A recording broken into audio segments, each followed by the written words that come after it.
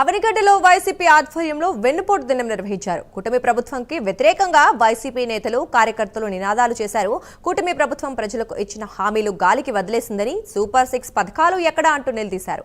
ఎన్నికల్లో ఓట్లు దండుకొని ఇచ్చిన హామీలను అమలు చేయకుండా ప్రజలను వెన్నుపోటు పొడిచారని విమర్శించారు. సూపర్ 6 పథకాలపై నిలదీస్తుంటే సమాధానం చెప్పలేక ప్రతిపక్ష నేతలపై తప్పుడు ఆరోపణలు చేస్తున్నారని వైసీపీ నేతలు ఆగ్రహం వ్యక్తం చేశారు.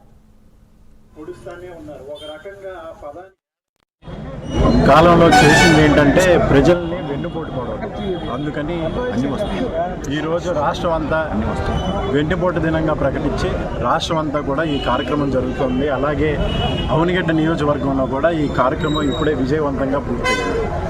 అయితే ఒక రకంగా ఈ వెన్నుపోటు అనే పదానికి పేటెంట్ ఉన్న వ్యక్తి చంద్రబాబు నాయుడు గారు. ఎందుకంటే ఈ మాట ఇవాళ కొత్తగా నేను చెప్పడమో, మా ఇన్ఛార్జ్ గారు చెప్పడమో, లేదా జగన్మోహన్ రెడ్డి గారు చెప్పడమో, తెలుగుదేశం పార్టీ వ్యవస్థాపకులు ఎన్టీ రామారావు గారు అందరికంటే ముందు చంద్రబాబు నాయుడు అనే వ్యక్తి పెద్ద వెన్నుపోటుదారుడు, పదవి కోసం ఎంతకైనా దిగజారుతాడని చెప్పి ఆ రోజే గుర్తించారు. ఆ రోజు నుంచి ఈ రోజు వరకు కూడా అదే బాణిలో నడుస్తున్నారు తప్ప పంతం పద్ధతి మార్చుకున్న దాఖలాలు ఎక్కడా లేవు. సాధారణంగా ఎవరన్నా పక్కన వాళ్ళు ఎవరన్నా ఒకళ్ళు మంచి చేసినప్పుడు మనం వచ్చి మళ్ళీ చెడు చేయాలన్నా, చెడు మాట్లాడాలన్నా కొంచెం ఆలోచిస్తాం. కానీ జగన్మోహన్ రెడ్డి గారు అంత మంచి చేసిన తర్వాత, పథకాలు పూర్తిగా ఎక్కడ అవినీతి లేకుండా జనానికి అందించిన తర్వాత కూడా చంద్రబాబు నాయుడు గారు అధికారంలోకి వచ్చి ఈ రకంగా మోసం చేయడం అనేది చాలా దారుణమైన విషయం. కాబట్టి వాళ్ళు చేసినట్టుగా దానికి ఒక పౌడర్ అద్ది వాట్సాప్లో పెట్టుకుని సోషల్ మీడియాలో ప్రచారం చేసుకుని ఎంతో కొంత ప్రజల్ని మభ్యపెడదామని ప్రయత్నం తప్ప